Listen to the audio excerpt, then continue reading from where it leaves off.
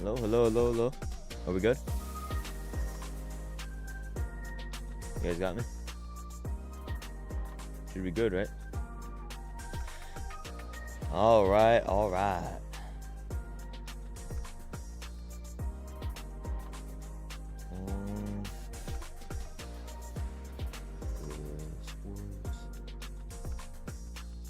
Guys, Oregon freaking won.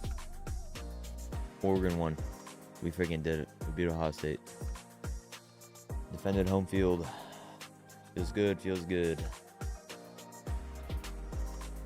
And we went 8-7 on picks. After going 5-12, we went 7-8, 5-7, 4-6, 4-7, 4. So since week 1, this is our first time going above 500. It's only one game above, but a lot of these picks were close, so we'll take it. In past weeks, the picks did not fall in our favor, and it really was like lopsided. I think is the best way to put it, is our picks were very lopsided, but this week,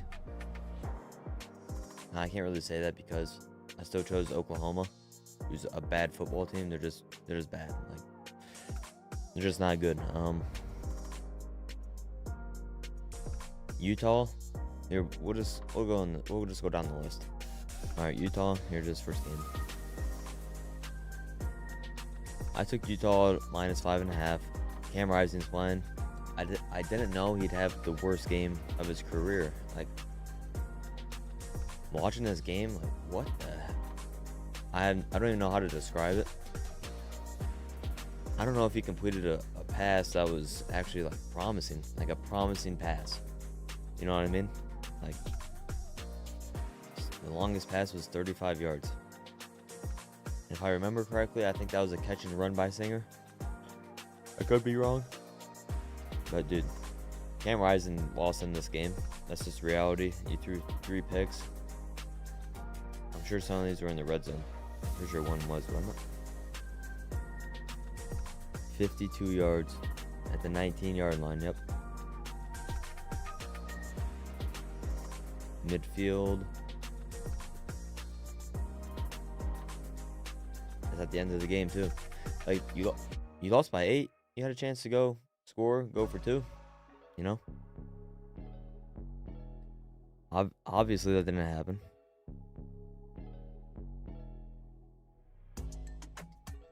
Obviously that didn't happen.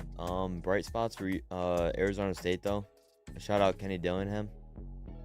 He's finding ways to win.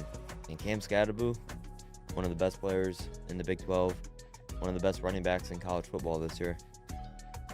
He put the team on his back. He had 41 receiving yards. He almost had 200 total yards. Sam Levitt, he had a turnover. Other than that, he played clean. On a team like Arizona State, with a head coach like Dillingham, all Sam Levitt has to do is not lose the game. Like, it sounds simple, it sounds kind of dumb, but don't lose your team the game. Give them a chance. Also, Kenny Dillingham down here. This post-game interview was electric. It was crazy. Shout out Dilly though. Obviously, it sucks seeing him leave Oregon as a Duck fan, but I mean, he got us Bo. He got Bo Nix for us. He got a lot of players for us. Dante Moore. Obviously wasn't on the staff, but that connection, he was the main reason for that. And that's carrying over to Arizona State, guys. Like, that is carrying over to his program right now. Recruiting, relationships. Like, Sam Levitt's a kid from Oregon, and he went and got him, and he's winning football games with him. Utah dropped out of the rankings too, I'm pretty sure, in the new AP poll.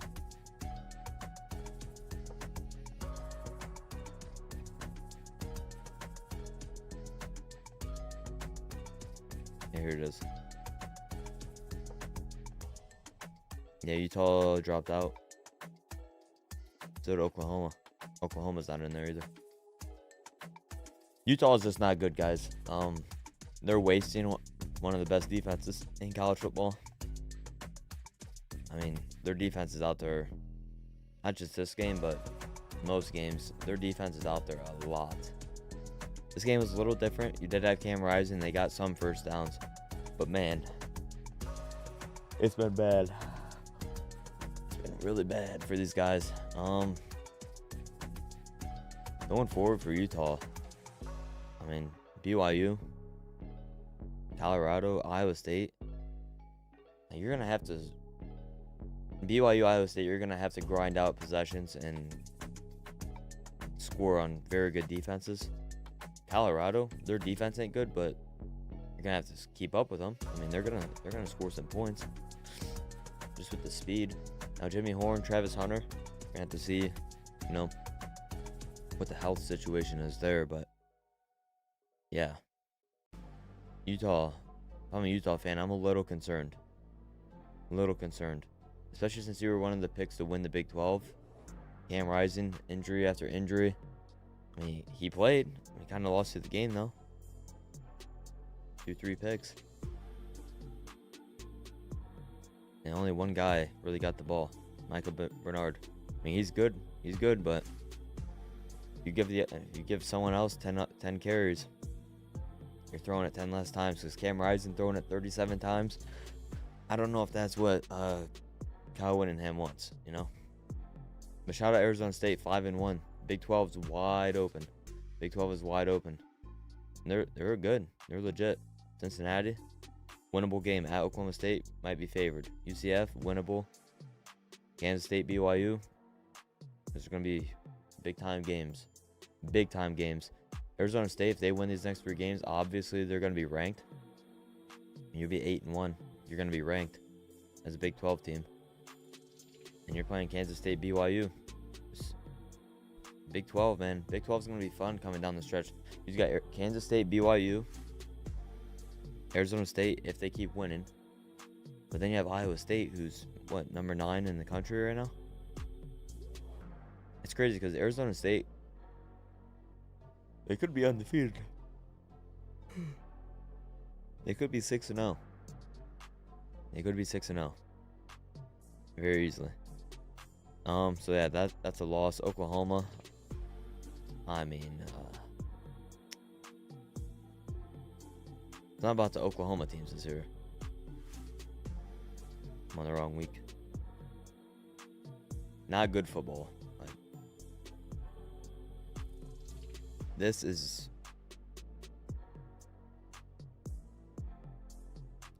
you know what's even worse? Okay, so Michael Hawkins as a passer, 19 of 30, 148, 40 QBR. It's not good. But then you come down here and you see Michael Hawkins, who's supposed to be a runner, dual threat, 20 carries, 27 yards, 1 yard a carry.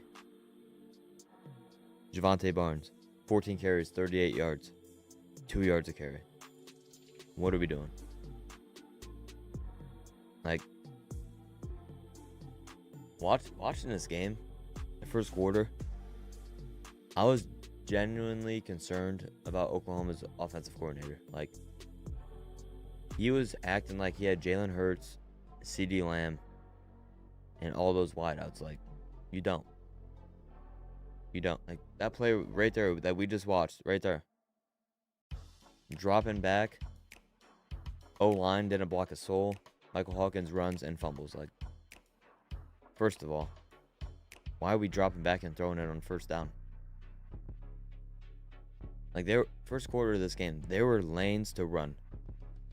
There was multiple times Oklahoma had 6 guys to block 5. Or to block 6. Like, you had numbers, and you're still throwing the ball. Why are you throwing it 30 times with Michael Hawkins? Run the ball. Run the ball.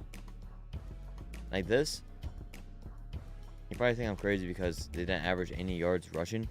Okay. You can just go away from it. Like, Michael Hawkins had 20 carries. Why? Why is he your leading rusher? Like, Taylor Tatum, I get he was the guy that fumbled. Oh, he fumbled. He only got 2 carries. Taylor Tatum, Sawchuk, 4 carries combined. Barnes, 14.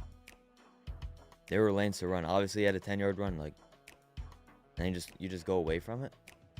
And then when the game's out of hand, those runs mean nothing. Like, when you're down 20 plus in the second half, and you're just bleeding clock running the ball, obviously it's not going to mean something. early in the game, your defense got 3 stops, and you just kept dropping back and throwing it. Like, you got an interception on the first drive, and they had a 5-play, 18 yards. Like,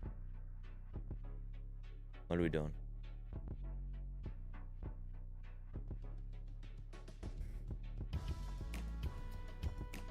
Pass incomplete, sack, pass incomplete, false start, false start. Why are you throwing the ball? Why are you throwing the ball? 11 plays, 38 yards is just diabolical. Just terrible. Michael Hawkins, pass complete. Alright. Michael Hawkins, run. Barnes, 6-yard run. 3-yard run. Pass for 8 yards. Run for 2. Run for 6.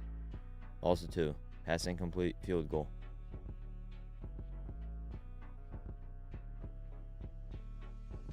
It's crazy.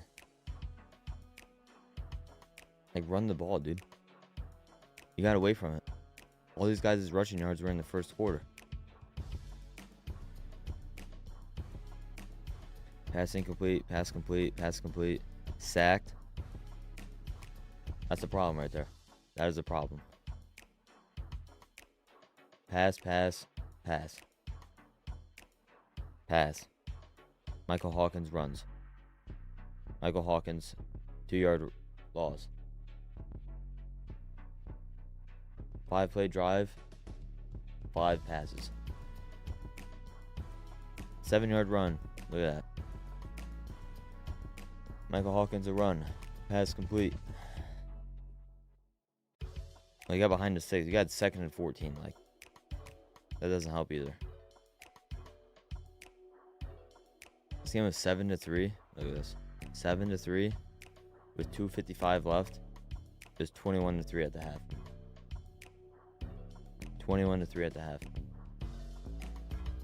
Oklahoma, they did that opposite of Texas these last 2 years, I'd say, especially going into this year, after last year. Their staff downgraded. Sark upgraded. Venables downgraded. Losing Jeff Levy is a bigger deal than most people are making it out to be. Like, this is a problem. Their offense. Like, I get you don't have your top 4 or 5 receivers, but... Well, that just goes back to my point. Why you don't have your top 4 or 5 receivers, but yet you're dropping back and throwing the ball against a front 4 that can get after the quarterback. Like, you're not even making them stop the run when you're just dropping back and telling Michael Hawkins to run around, like, and only give it to your running back 14 times. It's just not good play calling. You're setting up a quarterback, a freshman quarterback that, 1, can't throw to begin with, but 2, doesn't have guys to throw it to outside of Brennan Thompson, and 3, the offensive line for Oklahoma is not good. It's just not good. And mixing a bad offensive line against a front 4, a front 7 with just freak athletes like Colin Simmons and Anthony Hill were 5 stars for a reason. 5 stars, number 1 at their position at some point in time for a reason. Like, obviously you can't just drop back. You can't just drop back and throw when those guys are coming after you all game. It's just mind-boggling.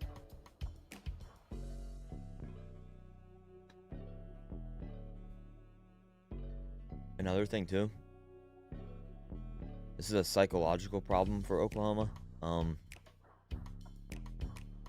When you have a championship level defense and they're constantly on the field and their offense is not doing a dang thing, that messes with your mental. Like, imagine being an Oklahoma front 7 player, a pass rusher, especially the D linemen, especially them, and you got 3 stops to start the game, right? And your offense has 3 points, and then the second quarter comes around, your offense has 3 points. You get a stop, your offense fumbles, they score. It's 21-3. 21-3. If you played a great first half, the attention to detail, the confidence is just down. There's another fumble. It's crazy. It's crazy. Oklahoma's just not a good football team, and what's their schedule looking like? Hey, they could lose to South Carolina, Ole Miss, and you get a cupcake in the middle, but Missouri, Alabama, LSU. I don't know about a bowl game, guys. I really don't. Like, you're going to beat Maine, but you got to win one more. If you don't beat South Carolina this week, you're probably going to be a dog in all those games. And those D-lines, Missouri ain't the best. We know that. Their D-line is good. Alabama ain't the best. Their D-line is good. Ole Miss, they led the nation in sacks coming into this weekend. It's good. South Carolina might have the best pass rush duo in the SEC. They're good. LSU, ever since Harold Perkins got hurt, which sounds crazy, their defense has gotten better, and it's at LSU where they just beat Ole Miss. Like, obviously you're going to beat Maine, you got 5 wins, but yikes. South Carolina, plus 19.5 versus the Tide. This is an easy pick, in my opinion. And Alabama, I mean, they're flawed too, and we knew that, and that's why I took South Carolina. Look at this, 374 to 313. Now, you want to talk about a team beating themselves and losing the game. South Carolina had every opportunity to win this game at the end. This play right here is why they lost. Alright, the North Sellers fumble on a read option. They wanted to keep it, and they fumbled on the exchange. If that doesn't happen, and they go down and they chew the clock just a little bit more, there's 12 minutes in this game. If they go down and just get a field goal, like make an 8-point game, you can't be losing. After Alabama has the ball, you can't be losing. That fumble, and if you go down, chew the clock, at least get a field goal, like at the 35-yard line. And they were running the ball, chew the clock. Instead, they get fancy. And every time you do a read option, or like power read, and there's an exchange that could take 1 to 2 seconds, like they're really riding the fake out, you know what I'm saying? Every time you do that, there's a risk of a fumble, because the running back might think he's taking it, quarterback wants to pull it late.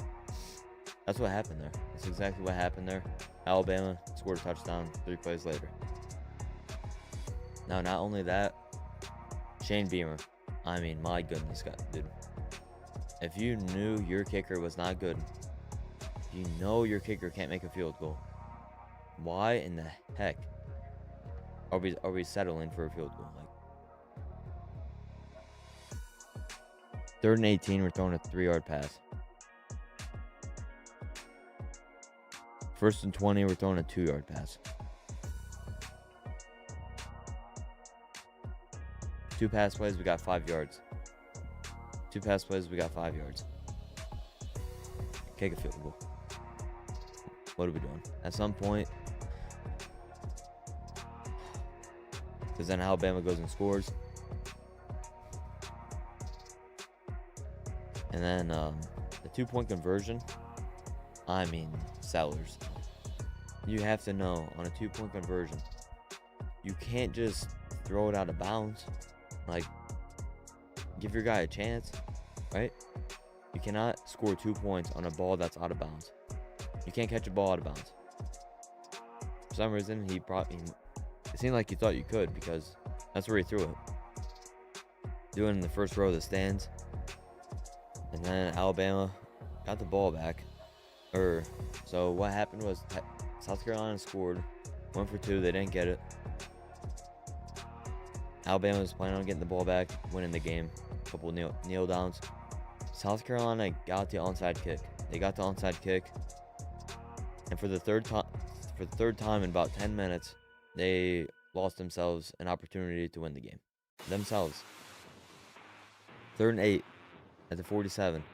Sellers pass intercepted Damani Jackson. He threw a 50, let's just say a 50-yard pass into the end zone. That was picked off. Watching the replay, he had a 5-yard completion underneath, and that guy who caught it, if he caught it, could have ran for another 10 or more if the guy's blocked downfield. And we're talking about kicking a field goal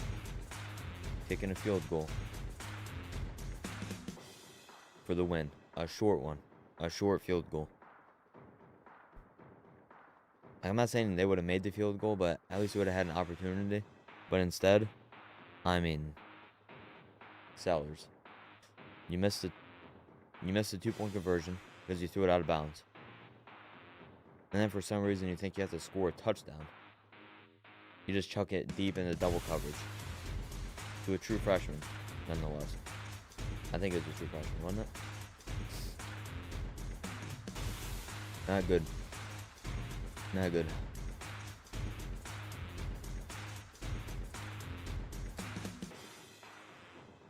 Nonetheless, we got our pick right. Got our pick right. That's promising. Florida at Tennessee. Josh Heupel. I love Tennessee's offense. I love the philosophy, what they do, everything like that.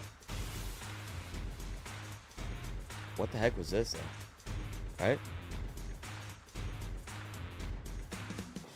Is it crazy to say Tennessee's lucky Graham Mertz got hurt? As crazy as that sounds. Like that might sound actually crazy. Was it true? Like they might have been in trouble.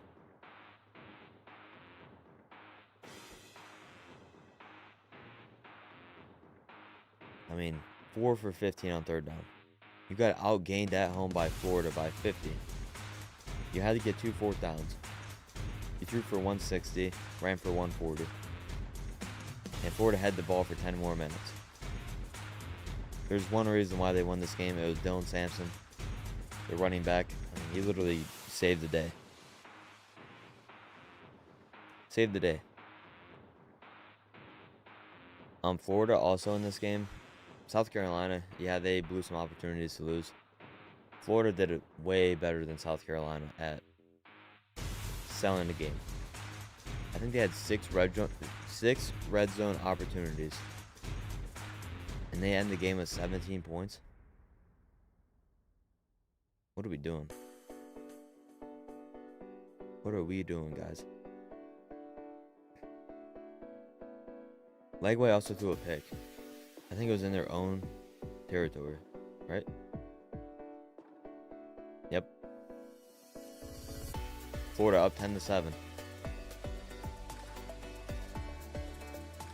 Up 10-7. Next play, Legway threw a pick, and Tennessee got the ball to 15. They only got a field goal. Okay. But then this happened. You know, Florida got the ball back again. They go down. They don't get a 4th down.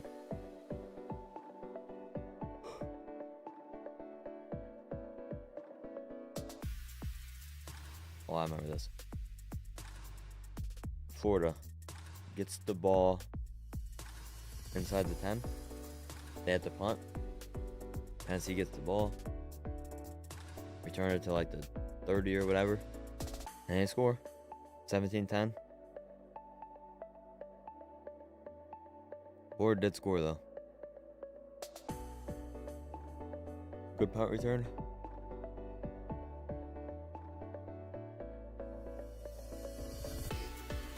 Yeah, Florida was unserious in overtime as well. Really bad, really bad. I mean, I don't know what else to say. Tennessee versus Bama next week.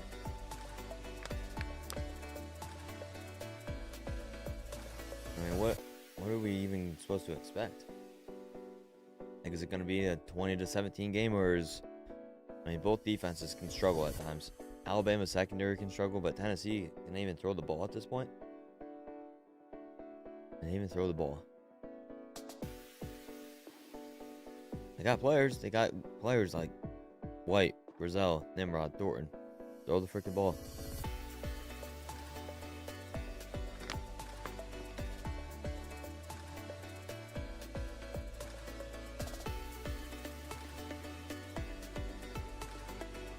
Tennessee had 12 tackles for loss. 12 tackles for loss. Won by 6 in overtime against Florida. Missed that pick. BYU, we don't really need to talk about this one much. I took BYU at home. At home, they're crazy. That defense is legit. Arizona. How about a disappointment? Huge disappointment this year, Arizona. It is what it is, though. We know what they are, and we got that pick right. Kansas State. Man, I think I missed this by half a point. I think they won by 3, didn't they?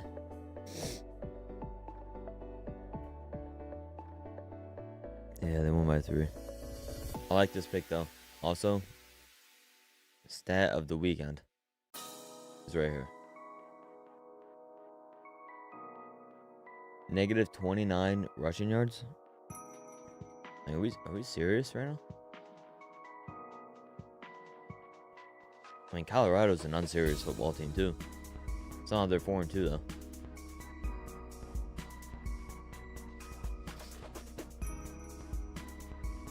Who don't they play? They don't play Iowa State or BYU. Yikes.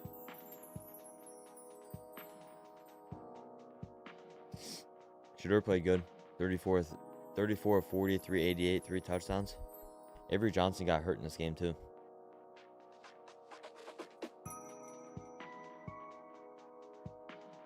I mean, it was late enough in the game where it really didn't matter, but DJ Giddens, Dylan Edwards. Yeah, Colorado still has a run defense problem, man.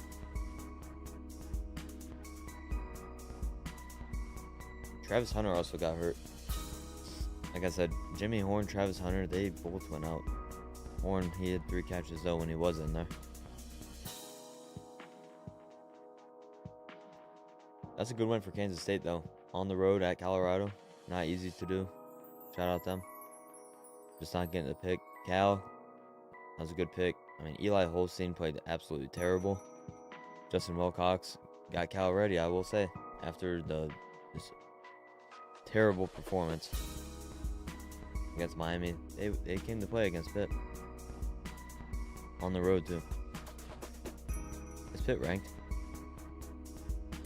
Yeah, I think they are. They're undefeated. Yeah. Yeah, only lost by 2. And Eli Holstein played terrible. 50% completion, 130. No touchdowns, 2 picks. 4 yards per attempt. They won somehow. I don't know. Purdue at Illinois. I don't even know what to say about this game, guys. This game was... Like, what the heck was Purdue? What was this? Where'd this come from? This is what happens when Hudson Card's not quarterback? 536 yards. 556. These teams are in the Big Ten West, by the way. Purdue ran the ball 240. And they threw for 300 too. Like,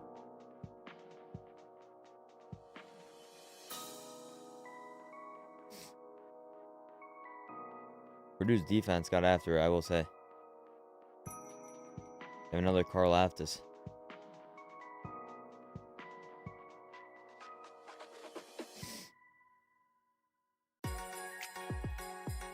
Yeah, I took Illinois to cover at home. 20.5. Dude, let's look at Purdue's recent games.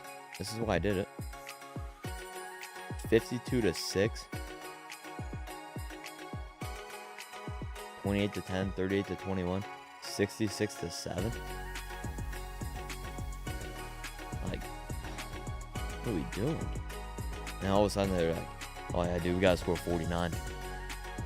Alright. That's more points than they scored all year in every game. They scored more points in one game than they did in the first 5 weeks. Frustrating loss. This came out of nowhere, I guess. Purdue has an offense. Penn State. Nothing else to say other than Tyler Warren, the tight end, won the Mackey Award on Saturday, I think. I think he won the Mackey Award. And Lincoln Riley. Like, you might have to look in the mirror and, man, You did everything right. You dialed it up in the first half, right? But for some reason, you can't finish. You can't finish the game. Lost to Minnesota because you couldn't finish, and you lost to Michigan because you couldn't finish. And you lost to Penn State because you couldn't finish the game.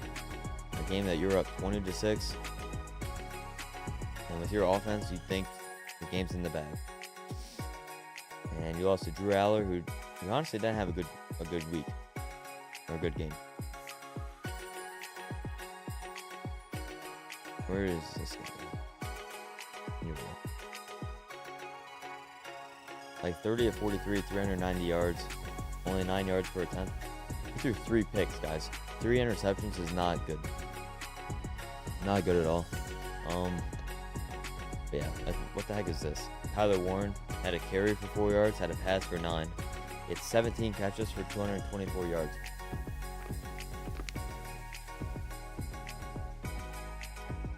Wow. I mean,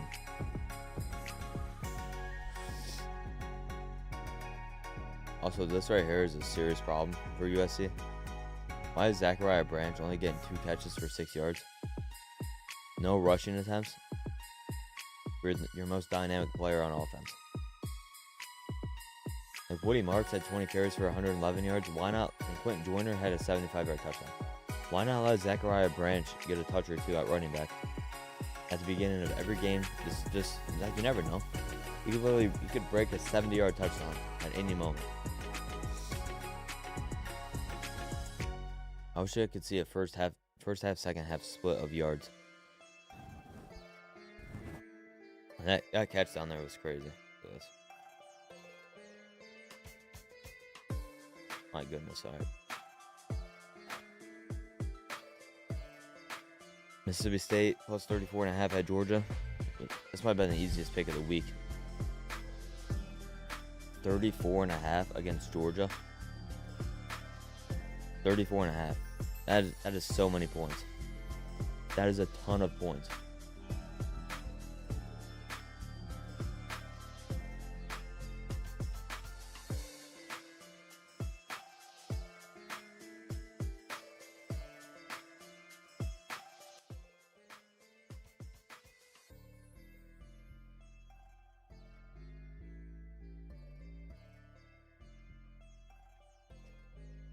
Alright.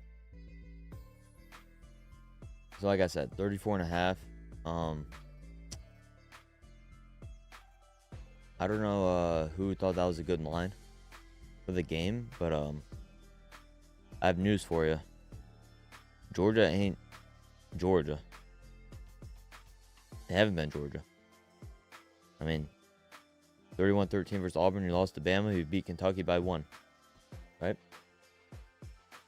I mean, this is the most recent games we have to work with. And they have not been themselves. And now, 7:30 ABC, boys.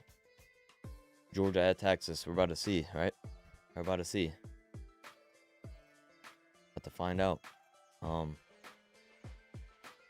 mean, Georgia got carved up by a true freshman quarterback, Michael Van Buren. Shout out Van Buren, man. One-time Oregon commit. I was really excited about him, but shout out him. He showed out on Saturday. He played really good. Kevin Coleman, been around the block, couple teams. He played really well too. Hey, Mississippi. This is Jeff Levy. We're talking about Oklahoma. He ain't at Oklahoma anymore. He's out here cooking against Georgia in Athens with a freshman quarterback. That's what he's doing.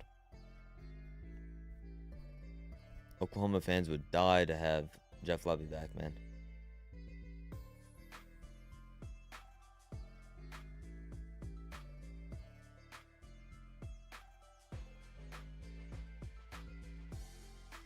So yeah, there's that. And that was the easy pick. Now, game of the weekend, obviously. Oh yeah, I was a little hyped during this game. That's probably an understatement, but my Ducks got it done. They got it done. 32-31. We left a lot of points on the board, I will say. But credit Ohio State's D-line. That D-line against the run. Let me rephrase that. The interior of their D-line against the run is legit. Like Tyreek Williams, when he was in there, and our O-line, yeah, people were hating on our O-line and giving them crap after the Idaho and Boise State game. We haven't given up a sack in like over a month. And run blocking wise, we have some freaking dudes on our O-line. Like Josh Connerly, Apani, Marcus Harper, Cornelius. Heck, even Strother played well. Except when he had the pull. And just looking back on the game, when he had the pull and block, like JT, he missed every single time. But man, Dylan Gabriel, guys. That's the story of the game. 23 of 34, 341, 2 touchdowns. Amazing. Evan Stewart, welcome to the season, right? Will Stein was saving it. The deep shots to Evan Stewart.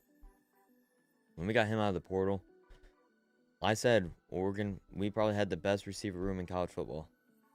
I wasn't kidding either. And we saw it on Saturday. Like Trayshawn Holden, yeah, he's an idiot. He should be suspended. Like honestly, he should be suspended for a few games. Like that was just inexcusable, just bad representation of our team. Spitting on a player. But like that aside, he's a good receiver. For being wide receiver 3, a good freaking player. Good player. And obviously you got Tez and Evan Stewart, who's right there with the best duos in college football. Regardless of position. Like I'll take those two at receiver over just about anyone else. And we saw why. Like Evan Stewart was going up against good DBs, which everyone thought were good DBs. But it takes a really great player, a really good player, to show that some players aren't as great as you think. Like Denzel Burke, a lot of hype, a lot of first-round expectations, and he ran into an elite player, Evan Stewart, and look what happened, right? Another big story in this game, Coach Locke, he left Oregon to go coach at Ohio State. And he has the duo of Travion Henderson and Quinshon Judkins, right? Probably the best running back duo in the country, most would say. The best running back was on the Oregon Ducks in this game. Oregon had the best running back. You can call me biased. Just go watch the game. Just watch the game. Watch the game. Travion Henderson had 87 yards. Nice. He had a 53-yard run. And that was the only time, looking back on the game, that was the only time I think Oregon and their D-line had a missed gap assignment on a run play. And it was really bad because there was a huge hole and he got 53 yards. Like, obviously it was terrible. And it was, I think it was Amari Washington. Like, he knew it was his gap. He was pushing that way, but then he ripped inside, and then Henderson went outside. Right? You take that run away, 9 carries, 30 yards. 9 carries, 34 yards. Dan Lannon, you're freaking taking that. Judkins, 11 carries, 23 yards. I saw Ohio State people say, oh, he ain't 100%. That's an excuse. That's a bad excuse. That's a really bad excuse. Because before the game, you guys were all saying, oh, he's 100%, let's go. Just because Oregon's D-line is better than the media and the experts thought, doesn't mean all of a sudden someone's not 100% healthy, right? Like, also, that fumble that he had, Derek Harmon, what, he fumbled because he was hurt? I don't think so. Will Howard, though, shout out Will Howard. Like, at Kansas State, a big reason why he got benched for Avery Johnson and honestly replaced and pushed out of Kansas State was because in big games, he didn't always show up and he threw a lot of interceptions, costly ones. And he didn't do that this game. Except on the first drive, he did throw a pick. But I mean, that wasn't really his fault. That was just the guy not catching the ball and then Oregon linebacker Jeffrey Bassett getting the ball and fighting for the ball, right? Now, that didn't count as an interception. Obviously, that they didn't review it, but Will Howard played a pretty good game. He played good, especially on the road. On the road, he played really good. Oh, yeah. This is what we need to talk about. I was talking about Oregon's offensive line not giving up a sack in over a month. I see a lot of people talking about how disappointing Ohio State's D-line is. Okay, yeah, that can be true. That can be true. On the flip side, though, Oregon's offensive line is one of the best in college football. Like, they got to figure it out. They had a walk-on play in the first 2 weeks. They're trying to figure out the rotations because of injury. That's not a problem anymore. I think we saw that. But yeah, Jack Sawyer, JT. I will say JT got some pressure. He got some pressure. But a lot of the time, Dylan Gabriel could just step up in the pocket because Oregon's interior line was dominating Tyleik Williams and Hamilton in pass rush. Run game, different story. Run game was definitely a different story. But pass rush, Oregon handled that very well. And same thing with the Ohio State running the ball. Like, we struggled to run the ball. Oregon struggled to run the ball, but they stayed with it. James got 23 carries, and he had some big runs. A couple 10-yard runs, a 25-yard run.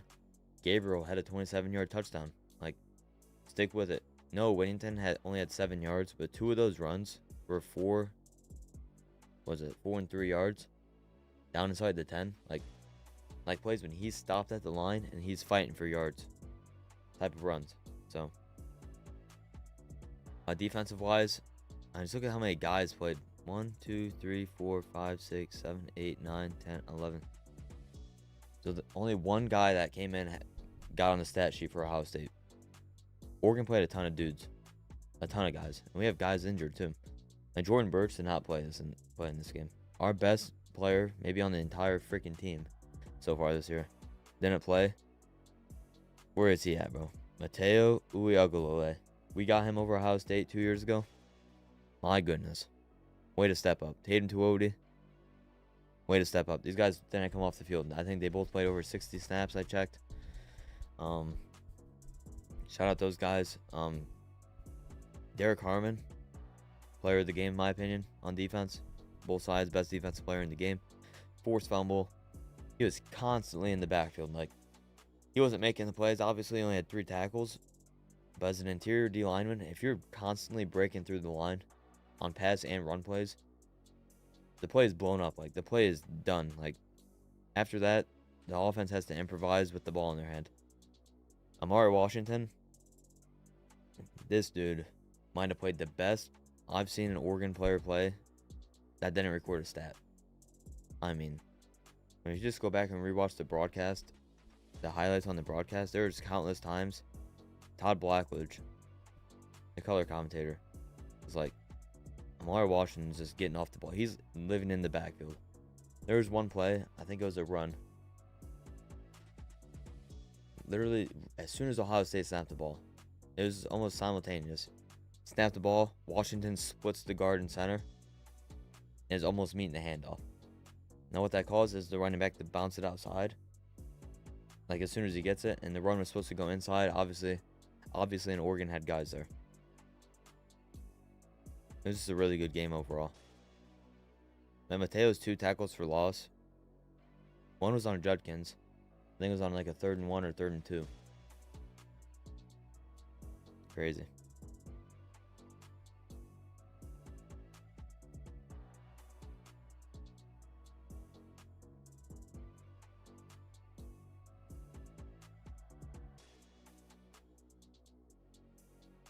Trying to see where that's at.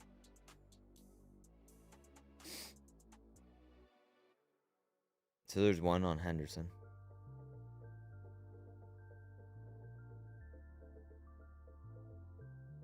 That sounded it. I don't know what drive that was. Yeah, here it is. Judkins ran it, got stopped, but then they just went for it and then got it. But shout out Mateo, man. He made a couple big plays. He's only a sophomore too, which is crazy. So yeah, we just got the pick. Man, I thought Oregon was gonna win, so obviously you take the home underdog. Army, don't need to talk about this game. UAB's bottom 3 team probably in football. Oregon State lost the game by like 5 or 6, I think. Just disappointing. And you got to beat Nevada, right? Iowa and Washington found out what Iowa is, huh? They found out what it's like to play at Iowa. And you got freaking smoked. 40-16, I think it was. Welcome to the Big Ten, Washington, right? You beat Michigan, you thought you were in the Big Ten, and then you had to go play Iowa. Minnesota. I think I won this by half a point. I think they won by 3. No, they won by, hold on. They won by 4, I mean. Only by half a point. I think it was 21-17. Oops. They won by 4. I won by half a point. And that was mainly because I don't think UCLA is good at all. And it showed in that game. So yeah, those are the picks, guys. Those are the picks. 8 and 7. Did pretty well. Couple picks I'd probably pick again that lost. Others, now we know how bad some of these teams are. So yeah. Alright. Next week we got some games, guys. We got some doozies. Oregon, obviously I bet on Oregon. Or not bet, I pick Oregon. I pick their game every week. Minus 27.5 at Purdue. Honestly, I'm probably gonna. That spread is going crazy. Last night it was 24. Oregon minus 24. Like, people were saying this is a trap game. I'm not gonna disagree with you, but at the same time, like, Purdue is 1 and 5, guys. This can't be a close game. As an Oregon fan, like, we just got to go out there and we got to take this game as serious as any other game, right? And I think playing Idaho and Boise and getting punched in the face early in the season, I think that really helps. I think it really does help in games like this. So we'll see. Miami, Louisville, we'll be taking Miami in that one probably. Clemson, we'll be taking Clemson. Nebraska, Indiana, I have to think about that game. That's going to be a good one. Auburn, Missouri. Missouri ain't that good, guys. Missouri is not that good. Auburn. Is Payton Thorne going to come out and throw it to the other team or what?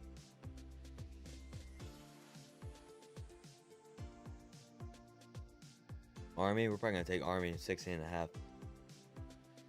Bama, Tennessee. Bama's a road favorite, so I'm probably taking Tennessee, home underdog, guys.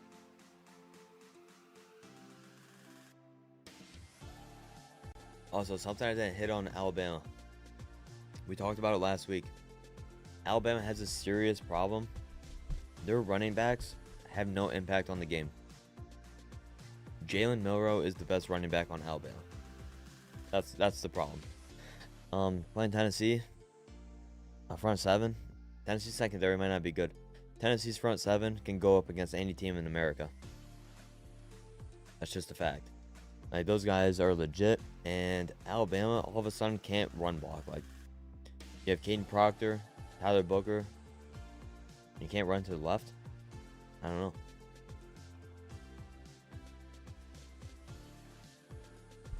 Notre Dame, Georgia Tech.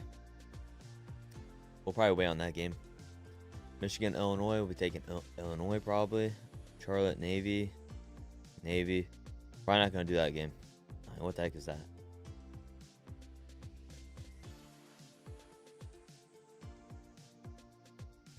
LSU, Arkansas. That's a tough one. At Arkansas, it's 7 o'clock. I'm gonna go Arkansas. Is that gonna be a Brian Kelly special right there?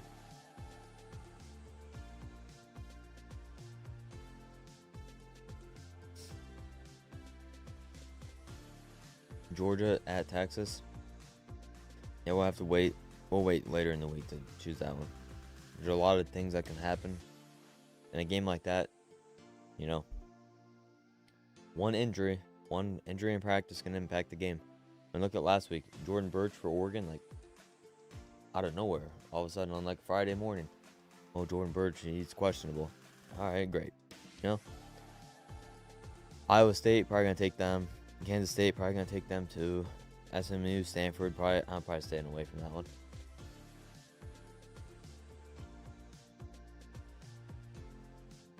I got good games next week. I'll be right back, guys. I don't know if I'm gonna play college football or not. We'll see. I'll be right back.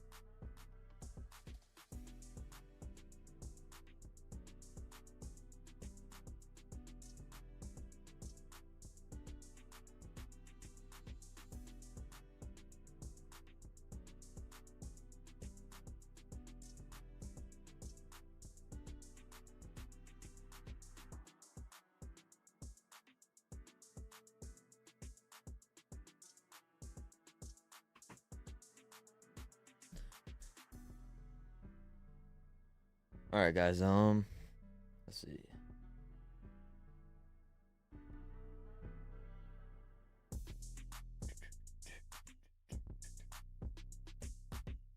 So make sure I didn't miss anything.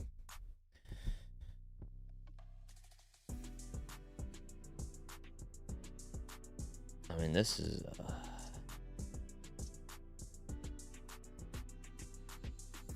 Ashton Genty, guys. He should win the Heisman. Might as well give it to him right now.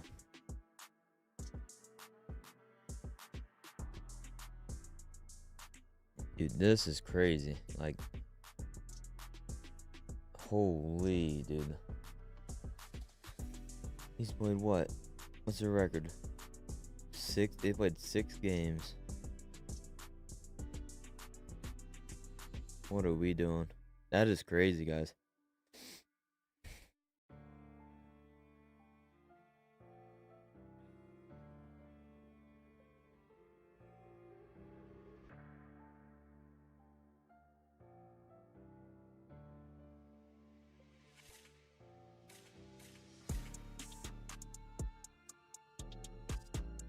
Dang. I'm probably gonna get off, guys.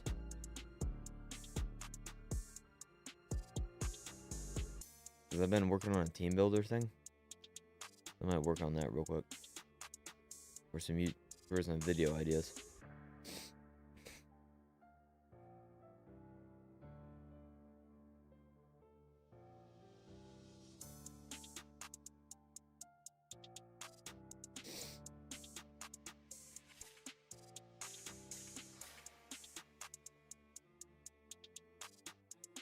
How's UNLV against the run? I know their defense is good.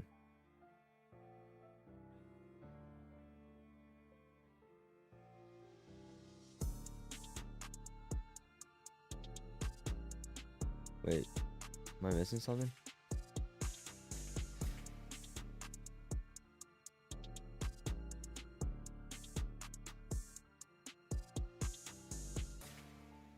Where's defense?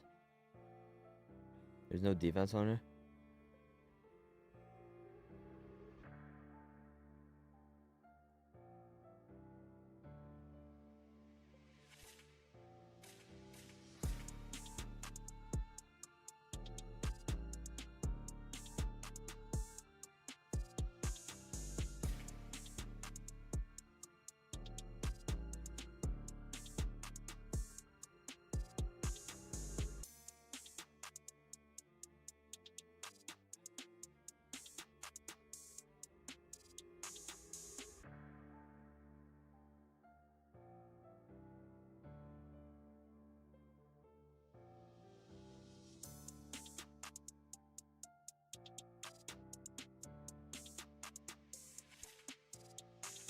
There we go. 286 yards allowed. Is that right? No, 385 yards allowed. They only allow 99 rushing yards a game and 3 yards a carry. That's gonna be a war. And is that next week?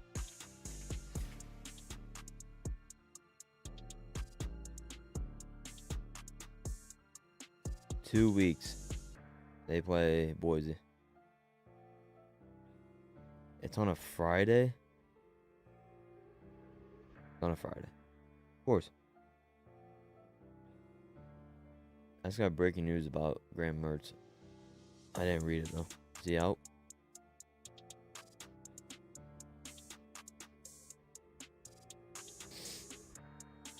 Oh boy, he's out.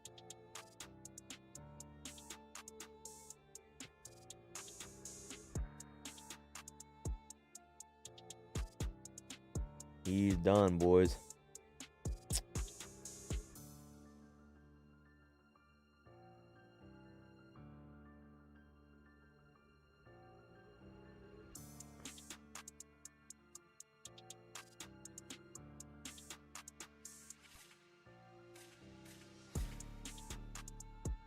Dang.